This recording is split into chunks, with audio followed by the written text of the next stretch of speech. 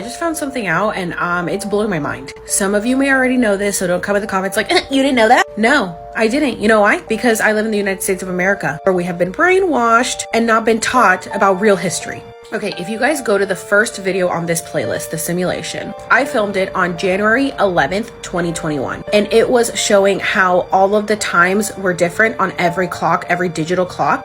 My boyfriend at the time was working. He had like 3 computers in front of him. They all said different times. His phone said a different time. He came upstairs to show me my phone said a different time. All the times were messed up. In my comments, people were like, what about analog clocks? As you can see, I have analog clocks. So I went to check those and those were off too. So I was like, there's been a weird shift in the universe because the ball also didn't drop on time at the New York ball. It was like a minute late or something. I was like, we've definitely shifted dimensions. Something's going on. Look at this. I recently came across a video talking about how the calendar is supposed to have 13 months, but the Gregorian calendar changed it, which is the calendar we follow today. So I see this comment, come to Ethiopia, you will see what you are saying. We have 13 months within a year. So someone commented, right now we're in 2014, year of Mercury. Today's date is Thursday, the 22nd of March, 2014. Our new year is on the 1st of September. And I was like, wait, they're living in 2014 and we're living in 2022? Is that why they say that all time is simultaneous, like past, present, and future, we're all living in it at once? But then I saw this comment. So if we're in 2014, according to your calendar, 2020 Gregorian calendar corresponds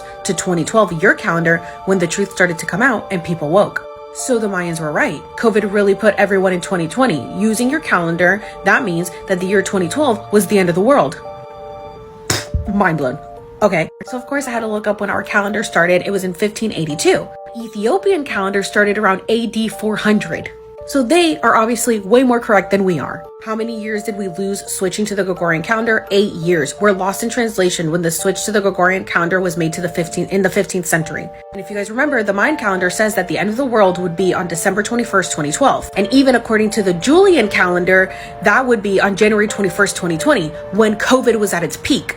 So I'm freaking out in the middle of the night and I message my dear friend JK Ultra Jen. If you guys aren't following her, please go follow her, who's super into all this stuff. And I was like, girl, I'm sure you know this, but did you know this? And her and I are both freaking out because we didn't know this. So she goes and converts what day is December 21st, 2012 in the Ethiopian calendar. What does it calculate to us?